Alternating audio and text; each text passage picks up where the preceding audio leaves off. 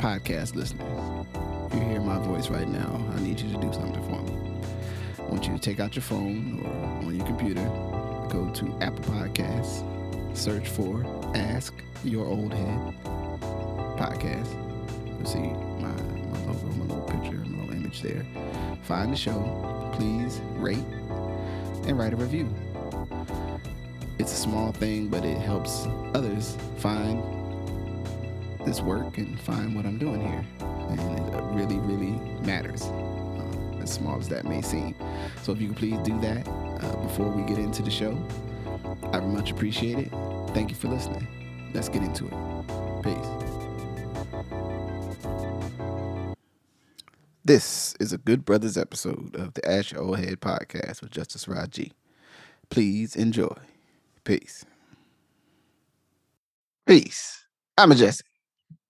My brother Justice Rajee. And it's a glorious day in the wet, windy, late. So autumn do y'all? So that's good. So Oregon, I've been there, but this is a question. Like being somebody that saw snow for a lot of your life, how did you feel when it's just like, oh, it's not going to snow, but it's not going to be nice.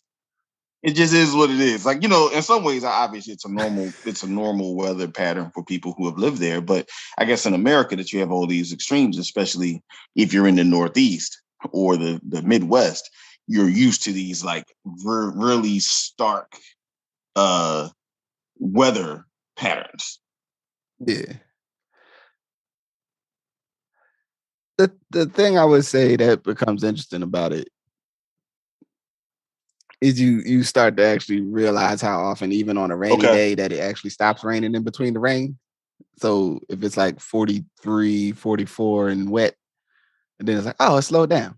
All right, let me go run my errands. You know what I'm saying? Like, let me put on my, you realize how much the coat or jacket that is not so much water permeable, but not enough to keep you dry is more comfortable than maybe the super warm coat. Right. Because it's so cold out where you're like, oh, I gotta bundle up. Like, actually, I don't really gotta bundle up. I just need to stay dry.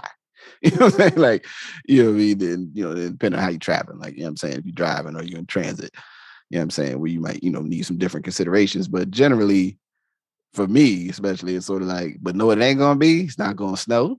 It's not gonna be that cold. And once I start moving around, I'll warm up. So this coat right here, this jacket, this will be fine. I'm gonna go run my errands. It could be worse. You know what I'm saying? And then, you just go on. And then, even if it's hard for me, and there are days where it's just a steady all day sort of drizzle, like a misty drizzle. But it just, it becomes background noise. You know what I'm saying? It's like when if you got no, that never really gets over when people got the smoke alarm bleeping, and they beep. I'll be on Zoom call, like, if you don't fix that damn like, where you live at? Yeah, when you talk to somebody, they be like, hook that up for you, man. That you gotta stop that. Be like, they don't change a thing. They just don't move or nothing. Just like, man. Got to say, not to bring up Kevin Samuels again, but that was actually one of the funniest Kevin Samuels videos I've ever seen, because the sisters in this house and this damn alarm is beeping the whole conversation, and then he keeps going like, see, this is the problem with you. The damn thing is in there beeping, and you ain't got nobody to fix it. And I was sort of going like, I don't know if he's right, but he kind of right on this one. The damn thing is beeping, and you just ain't gonna do nothing about it. You just gonna let that beep. You know what I'm saying? Like, some point, somebody, I'm gonna tell you like this. I guess in refutation of Kevin of the concept, at least, that he was making, my mother, somebody would fix the damn beep if that meant we just took the thing off the wall. It's gonna get fixed. Yeah, we're not gonna normalize the damn beep. Beep. So, saying that to say, when you get in with the weather, you just, you know what I'm saying, you do real, like I said, the one of the things I learned quickly is that, although if you're going to go, and definitely other parts of the state, the eastern part of the state is much colder. If you're going to go through the mountains and stuff, you do need, some a warm coat, but you don't need it every day. Like, for most of, if you're in the valley, you in the Portland metro area down to Eugene, Roseburgish, you don't really, something to keep you dry. enough layers, and then like, what are you doing? Are you gonna be walking around? You gonna be sitting still? You doing some kind of yard work or something? You gonna be like fixing a fence? You know what I mean? You know, you can adjust. You just take a little walk, little nature hike, maybe going on a jog. You know what I'm saying? Shout out to there was some kind of running thing over at a run shop. They do these regular like run joints. I don't know which one that was, but it was a whole bunch of people running. Shout out to them. You know what I'm saying? I seen them out in the rain. It was raining yesterday. Shout out to them. That's getting their real. miles in. Running in the rain again, like we was talking building about earlier.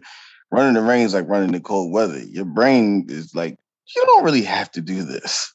like you don't need to do this. You can get it in tomorrow. Like your will is going to have to be stronger than your brain when it comes to any running in any conditions other than like peak running conditions, which differs for certain people what they consider peak running conditions. Some people, it's when this feels like 60 or 70 degrees, or for some people, it's maybe like 50, right? 40 or 50 when they can run with something on and be comfortable. But for sure, I tell you this, rain and snow, they are not comfortable running conditions. So shout out to them.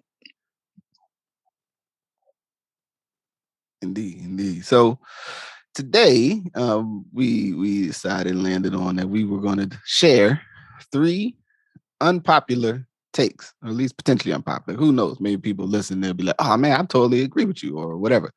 But so we won't make much fanfare about Yeah, it. We can just I'll get lead. in. I'll lead with You one. want to lead off? You want me to lead off? How you This want? is my kind of probably Okay. the one that could be perceived as most like, oh wait, did you say that? But I don't know if it's that bad. Andre 3000 is way overrated. I just want to say that because, and here's my thing. It's an interesting idea of music where we take genius, right? And we remember the genius at the time it hit us. And then we kind of, our memories frame that genius for the rest of the time, right? It is without a doubt that he is a special artist and one of the most influential artists in hip hop, and actually had a run, one of the best runs in hip hop. But I want to say this, their run in hip hop of him coming out with consistently good like content was what, 4 or 5 years? Mm-hmm, mm-hmm. 96. I mean, so what's the name is in 94, right? Southern Imperialistic, obviously AT Aliens, Aquemini. And then what, like, I mean, that singing album was okay. The Love Below, I mean, it was okay. And then he comes out with a verse every 3 or 4 years, and we continue to talk about this man's genius. And I mean, again, it might be unpopular. I know a lot of very cultural people will be like, what do you mean 100,000? Come on, man. The South got something to say. But I don't listen. He has said and done some amazing stuff. And I'm probably one of the few people that think some of his acting was actually okay. I thought him and Revolver was actually him and the Guy Ritchie movie, Revolver, if anyone hasn't seen it, as weird as it was actually good. And I think his adoption of kind of what we will call classic menswear that predated the broader American adoption of menswear was spot on, right? But with musical stuff, he comes out with a verse a year. He plays a flute going through cities and airports. And I just think we still hold him in regard in a way that I think other artists who may have not had as many highs have been way consistent for way longer. You know what I mean? Like we had a point where Redman probably had 8 or 9 years where he did an album damn near every year, never had a bad verse ever. Right? Yeah. How do I judge Andre 3000's output versus Redman's? You know what I mean? I'm just using Redman for an example. And I do know that another rapper who falls in this, I don't think they're overrated, but I know they fall in this category of having a short spurt. Frankly, it's Rakim, right? Like Rakim had 2 or 3 albums of masterful stuff, and then has had an uneven delivery for the last 20 some odd years, right? Now, it would be anathema for anyone to say that, but maybe for Rakim. But I just want to say, I think, and I don't think Andre 3000 is. I'm not saying he's bad. I just think people are still keeping him in their minds about like when they embraced hip hop or when they started like lighting the incense and when they found out that Erykah Badu and him was in a relationship. So that's my number one unpopular take. What you got? That's peace. Well, I like that take. We didn't talk about rules or anything in terms of response, follow up. The only thing I'll say is I can see where you're coming from because it's an interesting thing we do, especially within the confines of hip hop in terms. And actually, one of the takes that I might share is a hip hop related, but the sort of the relative value of various MCs and who they are and this and that. And then sometimes if you pull back and ask yourself a question, like what you're really listening to, you might be like, I really like these verses, but like I like these songs by this person. But, if I'm comparing them to like the prolific pen, you know what I'm saying, of some others, it's kind of like, they actually haven't, and actually wrote no whole new song. They haven't produced any content outside of doing like Andre 3000 does 2-minute verses on someone else's song once a year. And then we're just like, oh shit, the genius is back. Yeah. He's back. So all right, so that's it. Just because it takes, you know what I'm saying? When I, you don't got to feel it's good. We good money. So I'm gonna jump on it. Let's see. Let me look at my list. All right. Well, I'm gonna stay on the hip hop side of things for a moment. I think that I think the whole top 5 thing is actually bad for hip hop. Okay. It's bad. All right. And part of what's bad about it is it creates this world where the MC as a musician is now somehow separated from all the rest of the process and the creativity that makes, to me, really most of and this could totally be a structure of how I came into the music, but still for most of my root in what I want to listen to in hip hop is formed by bands, by group, what in a different genre we would call a band, right? You know what I'm saying? So Gangstar, EPMD, even Eric B and Rakim, right? Like the dude who did the talking second on the right. No, that's real. Public Enemy, Tribe Called Quest, De La Soul. I mean, I pulled Ice Cube out of NWA because I never really liked NWA. I'm gonna let everybody know I was not unpopular impressed. Take 1A. Yeah, I know all of y'all might think, but I didn't have the visceral love of NWA. Fuck the police. Yeah. I don't know. Maybe I was in an extra revolutionary household or some shit and I didn't know it. I wasn't fucking startled. The first time I heard that, I went, ooh, we don't like police as black people. Get out of here. You know what I'm saying? Like, I don't know. Again, these are justice things, but that's like a sub take of the take. But like, I think it actually obscures a piece of how like there's something cool about the people that are making a song working together. Like, the best songs that a lot of times that we even made, to me, were songs where there was a collaboration in a together of the people who made the song, right? Even if it wasn't like we were sitting in over in the Hosanna house, you know what I'm saying, working on the thing, and you and Born was putting together the Rap Zodiac. You know what I'm saying? Yeah, you know what I'm saying? Like, and he was talking and was like, oh no, we could do this and da. And then we listening to y'all lay your verses and y'all's going back, and right, like there's a collaborative aspect of musicianship, and I know, within the art and the commodity of music, sort of like everyone's in the group, and then it's like ain't nobody coming to see you, Otis. You know what I'm saying? Like I need to go solo. You know what I'm saying? But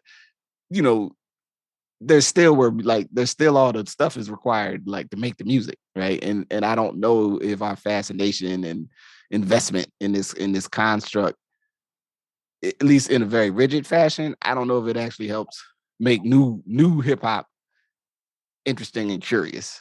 You know what I'm saying? It just be like, it's like if you entered into the music wanting to make music, you know, that did something for, you know, that fulfilled something for you that you wanted to express, and then you got something back from people that enjoyed it, and then you wanted to make music so you could be like, I want to be people to say I'm the best MC ever, right? It opens itself up to histrionics and theater in a not good way.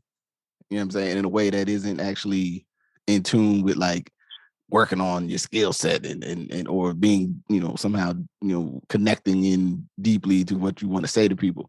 It opens itself up to sort of like, well, what I got to do to be famous, and, you know, oh, rap about this and you can be famous.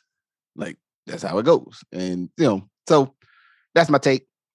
I don't think it really helps. And no, and I just think real quick, I think you know, thank you for bringing that to the forefront. I think there's a lot there that you don't unpack, and I think you just kind of in the way that only you can kind of put it out there and then left it for the rest of the world to unpack it, but in a way that makes them better.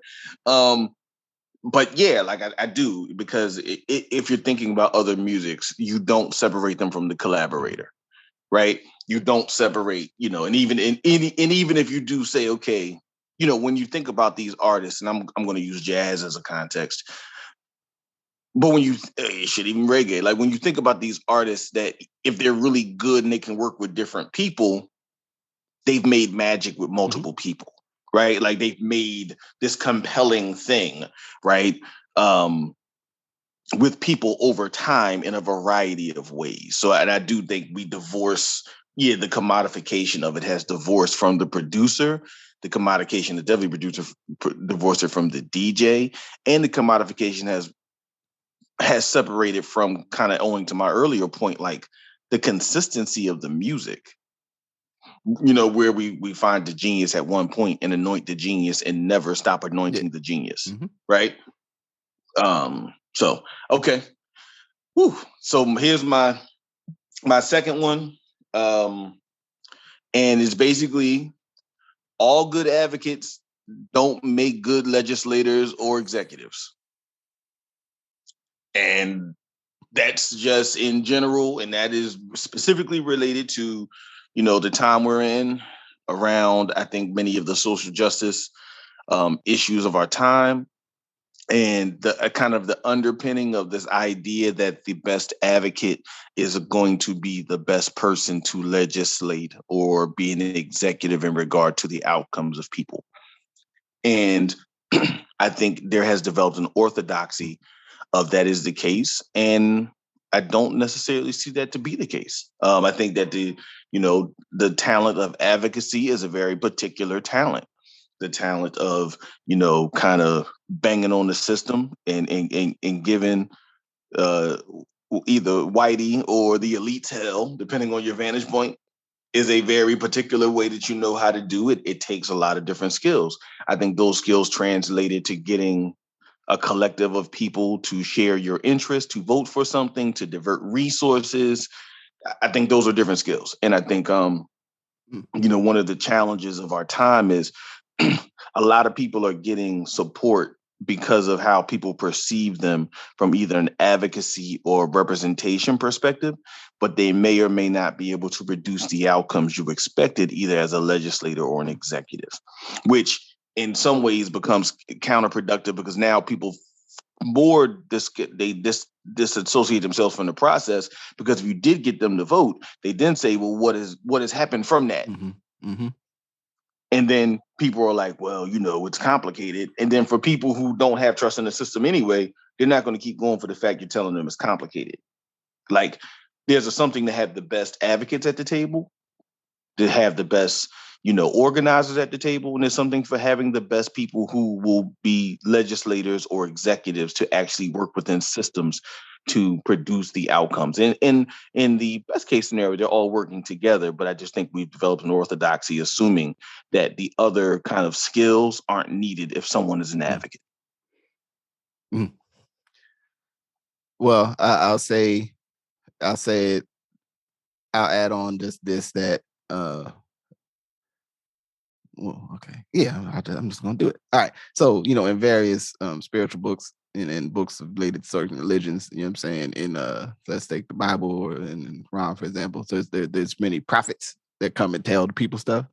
Right. But within the context of those books, there's still like the omnipresent, omnipotent being that actually makes all the shit happen. Right. And those are not the same jobs. Mm. Like the person that come tell you the stuff, it's like, hey man, you see that over there? That's fucked up.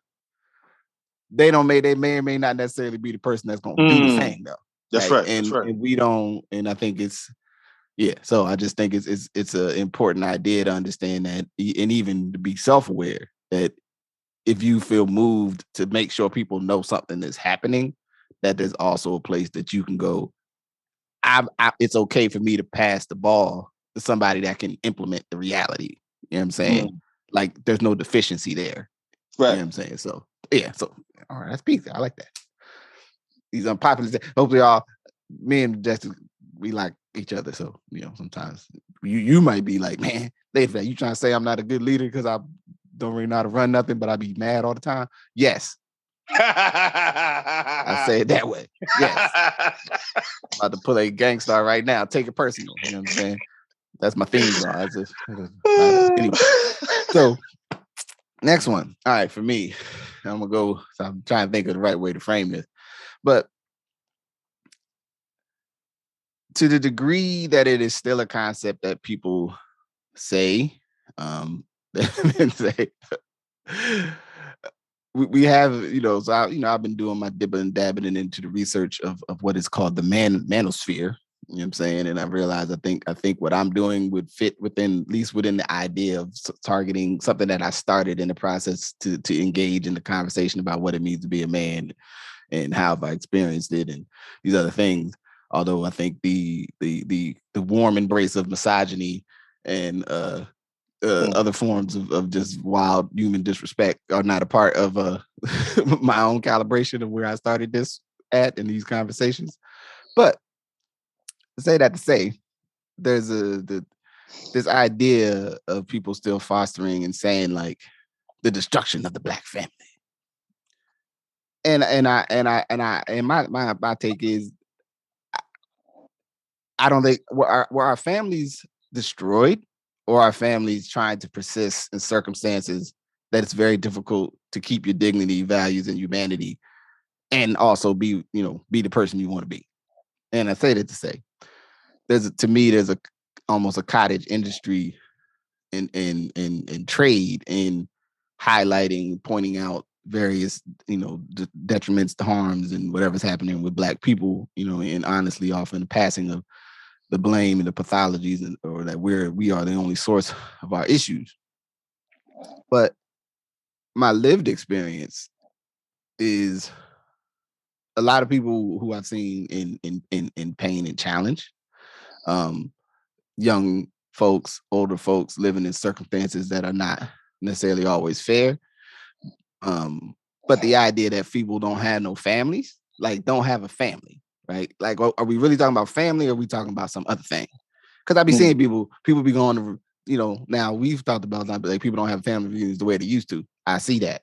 But I be seeing people, we just talk about Thanksgiving. People be over there with Auntie what's her name, and like whatever it is y'all doing, if y'all keep hanging out all the time, y'all doing the family. Y'all are doing it. Right. And I'm trying to run a razor's edge here, because there's a way that I hear it come out, especially certain men's mouths, that ends up to me sounding something about who they don't want to hang out with. It ain't got nothing to really do with what a family is in terms of the human pack of people who are related to each other and then do shit together. You know what I mean? Or share space or cohabitate or whatever they do. And it's not saying that like we as Black people are in a position that still is precarious. That doesn't necessarily mean that our things about us are destroyed, right? Like I want to try to pull those two things apart. And so you can say, yeah, man, like, yeah, man, the brothers, man, people are struggling, they harm, they, poverty, violence in the neighborhood. But I even folks who didn't have much, or don't have much, or in terms of I've seen people make decisions that they were making in the name of protecting the people they cared about. And I don't think that has been lost as much as due to the trauma we've experienced in this society, we are in a constant state of trying to reestablish what it is the way we want to be, going forward. And so you get like, oh, well, why don't everybody go to Big Mama house for the thing no more? Because they felt before they couldn't go nowhere else. So they had to go. But then they experiment with maybe I love y'all, but I don't want to be over there all day with y'all.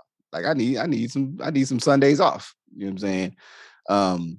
These are I don't know who the idea serves.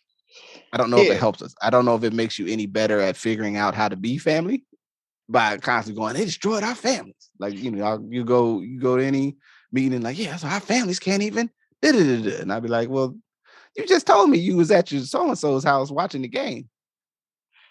So help me understand. I think there's a thing here where we are connecting family directly to economic outcomes and the elasticity or the ability of the family to respond to post-industrial society or industrial society or post-industrial society.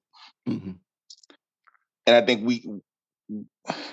there's something to be said for the presence of role models in various children's lives, whatever that looks like. And there's something to be said for the resources for families to flourish, whoever has them, right? Yeah. So I put, to your point, I elevate those two, right? I elevate those two ideas, however they function, right? However you're successful in giving children the appropriate role models for their success in the appropriate support, and then also the family structure. I mean, so when I say that, just not the children, but the family structure. And whatever resources are applicable for folks to continue, which also, to your point, you have to have the societal other things around. I think we've been used to Black people surviving in spite of society. And so then when we started having certain challenges, we like, oh, it was the family. But yeah, it was the family unit was the last protector, the last protective unit, right? From a harmful place. So maybe if the family wasn't as resilient, I don't mean resilient, the family was resilient, but maybe as post-industrial society hits, the whole thing that what you're going to do, where someone's going to work, where someone's going to go to school, how many sources of income you need inside the house, all those kind of things, as they changed. If things changed, and now we're talking about the destruction of the family, when I would argue the origin story is why is the society still so uncomplimentary to the success, right? Yeah. Yeah. So no, I get that, and I do get. I think family is family, however you define it, right? If you want to talk about the fraying of the civil society of Black people, I think that's a different conversation. Because I would argue we had a fraying of our civic society. Yeah. Okay. Yeah. Yeah. And that is, to me, that's a separate thing. Right. No, but it's attached. I agree. So I'm with you. I see. Yeah. I agree. Like I think there's a fraying, and that's in a whole bunch of stuff, right? That you've had a fraying of our society. So yes, the family and extended family as protective unit, as a protective factor, is no longer, I would say, is no longer as effective for the entire collective. That's mutual aid societies. That's the power of religious organizations, social organization, the whole host of things that people used that, you don't have the frogs and the elks and all them different organizations that at one point you had for Black people, not just the Divine Nine and not just the church, but you had a whole set of social things. And generally speaking, that shit's been replaced by the internet and the beehive and, the root and, whatever. It's been replaced. Yeah, right. I'm not trying to put a value judgment on, but I'm just saying there's a fraying of our civic society that I think is a bigger conversation. But no, just thank you. I think that's a real point, because I think it plays into very similar with like conservative white, not just conservative, because Black people can be conservative, with white conservative touch points on family, because the society has been constructed to maintain the nuclear system as it made sense in American society for people who identify as white. Mm-hmm. And everything from buying a house, right? Like all the things that we talk about, where the schools are located, where you pay taxes, all the things have been structured to maintain that system.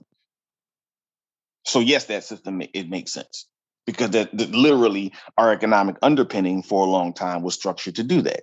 Now we could argue there's been some changes, which I think is causing a broader change in American society, because now you're finding some poor and not so poor white folks who bought into the system, who are now getting different results from the system and are not happy with the system.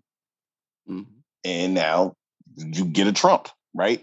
Like Pat Buchanan was batshit crazy, but according to, like, you compare him to Trump, he seems like he's a rational human being.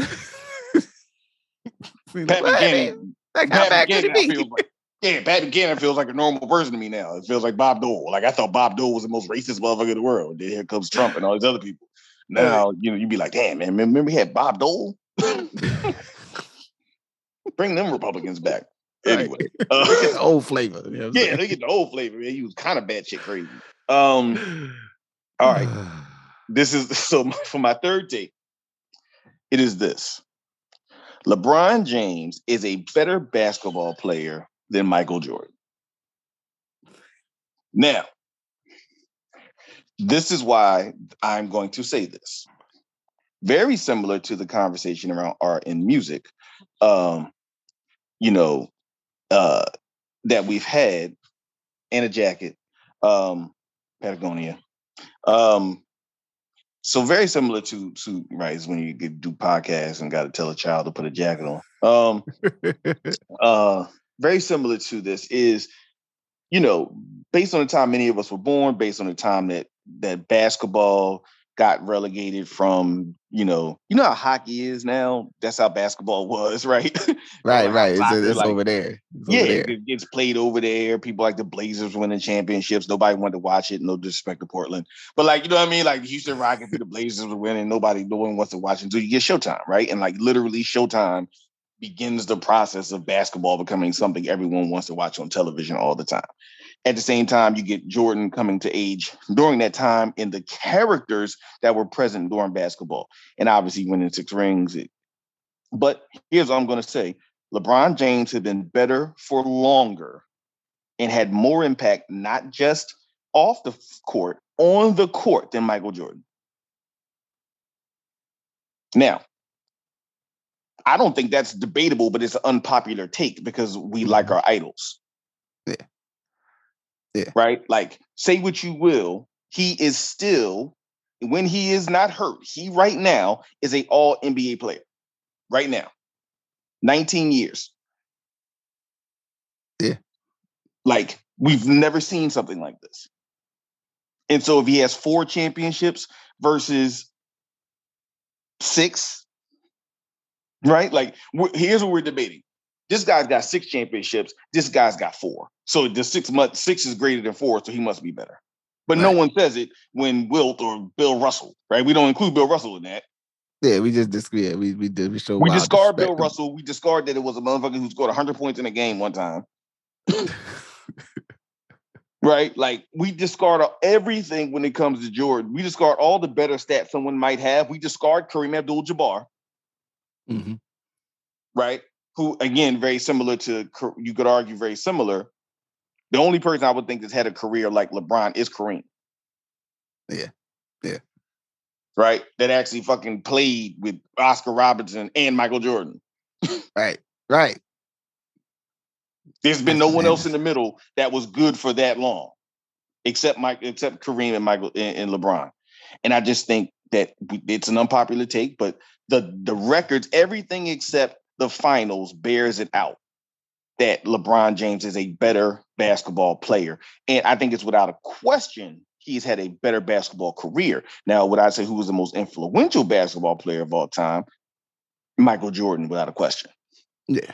But that is also regarding to time and, kind of there's other factors there. There's other factors there to that. Yeah. So, yeah. Well, I mean, I'm just gonna let that lay out there because you find, there's no, I do not, how you say, study at the temple of Michael Jordan. I'm not a member of the Jordan's my favorite society. Like I'm not harmed or damaged by that. I know some people somewhere it's like, nah, man, Jordan, he fight for the will of the, all that stuff. So, and he's just so tough. He would just find a way. You know what I'm saying? All that. You know what I'm saying? And this will be also my annual reminder to everyone that basketball players are some of the biggest, most moving around as human beings that exist. And I still contend that our fascination with guards is that most of us that are, most people average below 6 foot for sure. But those of us that are not that, we think that like guards are the same size as regular people. And good NBA guards are usually like Jordan 6'6", 6'7", which is a big ass person. So just for the record, everybody just take some time to think about that. Go stand next to an NBA player one day and go, good mugger. Even Steph Curry, who some of y'all are like, oh, look, he's too small. He's 6'3". He's not a small human. Very good point, Jess. If you see me in person, he's taller than me. He, like, you know what I'm saying? I'd have to get my arm into his lower back, keep him from posting up on me. You know what I'm saying? Just, keeping it a buck. But anyway, let's peace, guy. I like, so. All right. Take 3. So I think about. I had a couple, so I'm just gonna go with this one, and I might have a bonus take that I just leave like leaving dropping some cookies in the punch bowl, messing up the soup. You know what I mean? But everybody too damn casual, and everybody too casual.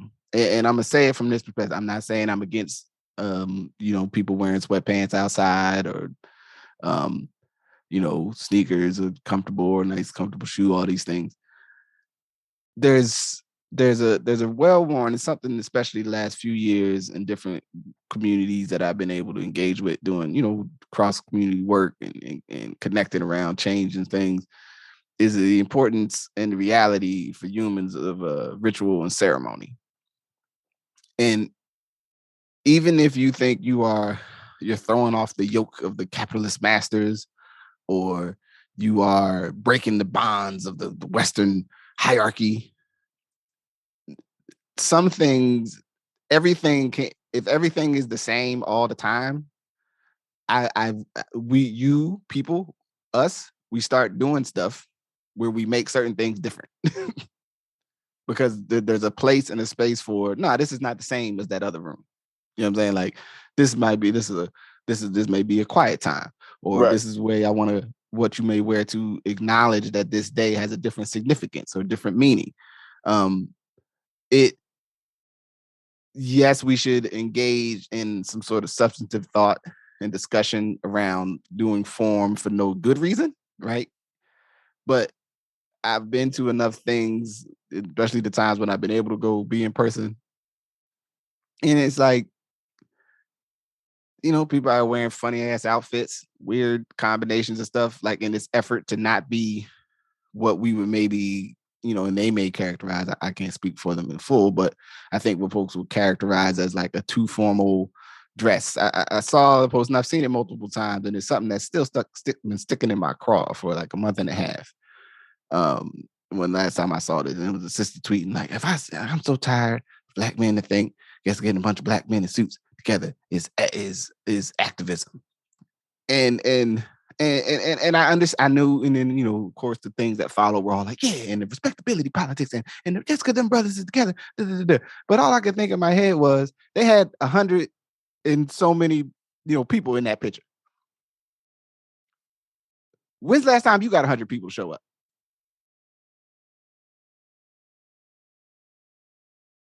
Can you get 100 people here tomorrow for something, for anything, for anybody, right? Like the degree of comfort in dismissing whatever, and there are definitely there's stuff in there, we can unpack about that, right?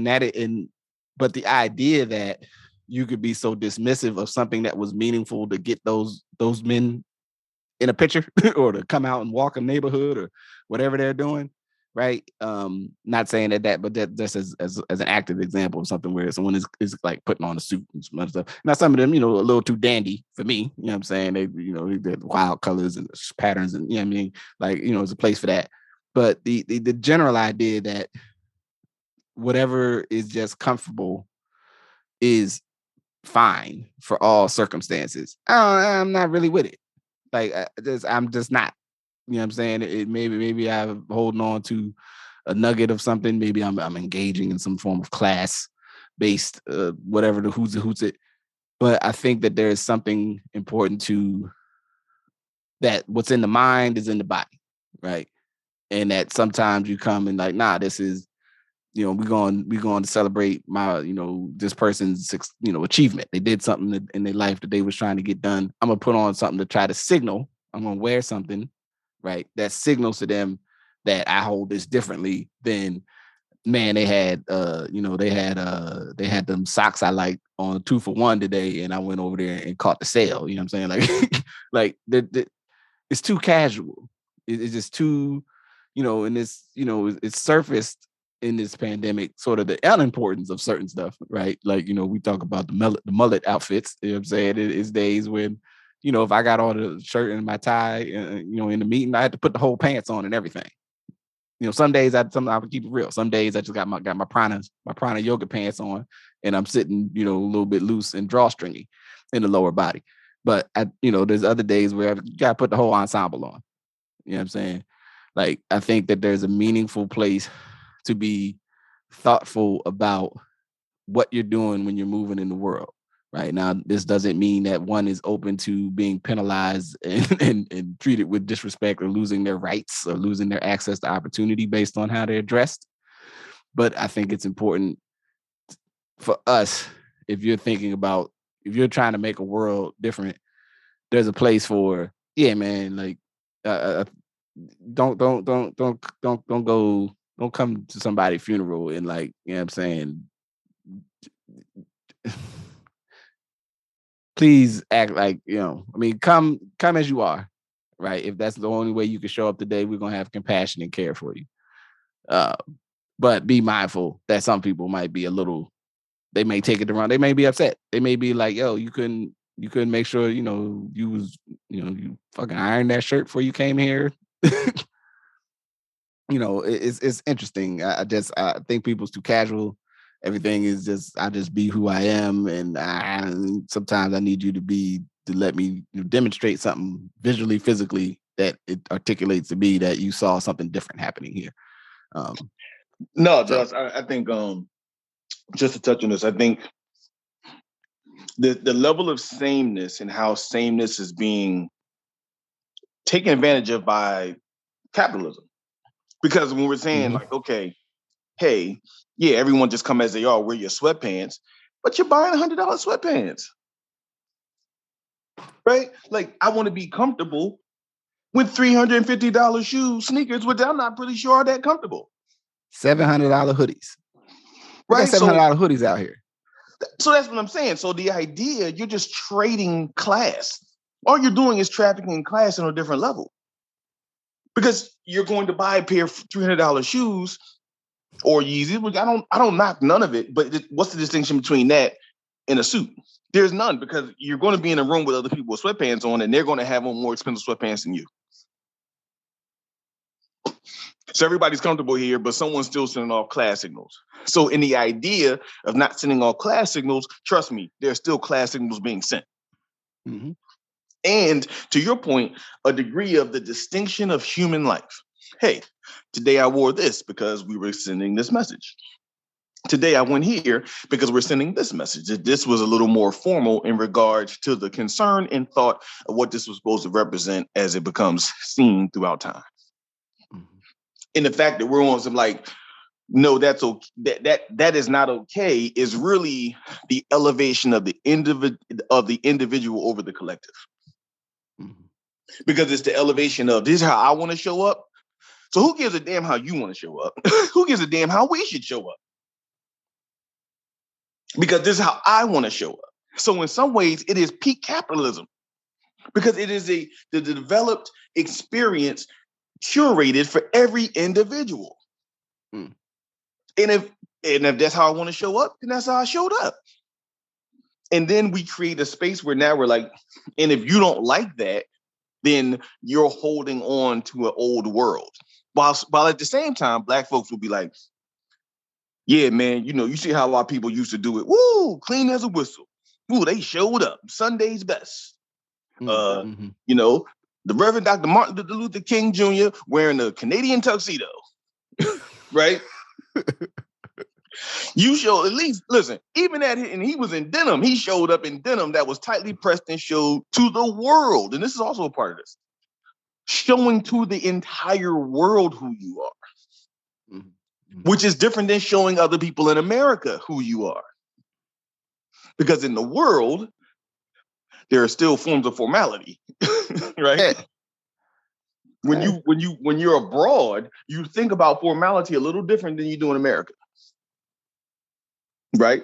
Because a lot of us, when we travel, we're always we're tourists, right? Yeah. And so people want our money. So we show up as whatever we're doing. And we usually go to places where people are poor, right? So we show up and we're the richest person in the place. So they accept you as you come, even if your outfit doesn't fit. All right. But if you show up in Japan and you're doing business, it's not casual. Nope. Right? Like there is a format. If you show up in China, you're not showing up to do business in China with a t-shirt on. There's a formality to it. So I just think it's a great example of everyone framing everything by exactly only what we see on these borders to frame how we should show up globally. And I think if you're talking about how do we show up globally, which is also a big part of, are you a citizen of the world? And then how do you make the distinction between how you show up maybe in your very particular community? How do you show up as an American, because you're in America? And then how do you show up globally? So I'm right with you. Yeah. So yeah. Well, that gets us two, three each. What's your asterisk one? What's your three? What's your bonus? My bonus one is if this idea that women are trying to trap you and da and lock you into, for some of y'all, it would have been the best thing that ever happened to you. You should have let her trap you. You should have fell in the trap and stayed in there. Because you just should have did. Some of y'all, that would have been the best thing that ever happened to your 20, late 20s, mid 20s, early 30s self if you just would have went ahead and laid in that trap and stayed there. You know what I mean? As the great Bill Withers said, if it feels this good being used, use me up. You know what I'm saying? So hold that. You know what I'm saying? Hey. That's my asterisk. So here's my asterisk real quick, kind of on that fashion. Just because your dad's shoes are expensive doesn't mean we have to like them. I just want to say that just because Balenciaga has put out a shoe that makes you look like Jerry Seinfeld in the 90s doesn't mean that we have to be impressed. Because I don't know what's impressive about a Balenciaga shoe. I don't know what's impressive about a Gucci shoe. And that's not like I don't like Gucci. But when Gucci starts making sneakers, I don't know what's impressive there. If Nike wanted to make a dress loafer, I don't think you would wear it. Little baby swoosh on the back of the heel. Yeah, like would you wear a Nike loafer? So why is a Gucci sneaker that impressive? And especially a Gucci sneaker, which looks like a Payless Shoe Source sneaker from 1995. That says Gucci on the side. So yeah, I know, especially a lot of the brothers is, into the dad shoes right now. You know what I mean? And I ain't talking about New Balance because, there's a variety of New Balance that have a variety of sizes. So all New Balance ain't dad shoes. And I just want people to know that, we don't have to like them just because they have a high price tag. And also as an aside, your jeans are too tight with them dad shoes anyway. So and I'm out of here. And so with that, I say peace. Peace. Thank you for listening to Good Brothers. Thank you to my good brother, I'm Majestic. We try to record as often as possible. And we thank you for listening and tuning in. Good Brothers is a piece of the Ask Your Oldhead Podcast. It is the ramblings and engagement of me and my good brother, I'm Majestic, and we really appreciate you tuning in. If you want to support the podcast, one of the number one things you can do is share the podcast. After that, though, rate, subscribe. You want to go another step further, search up Justice Rajee on Patreon, actually, or search Ask Your Oldhead and become a patron. Takes little, but it keeps the lights on, as I say. And more to come. So be safe out there. As always, take the best part for yourself. Peace.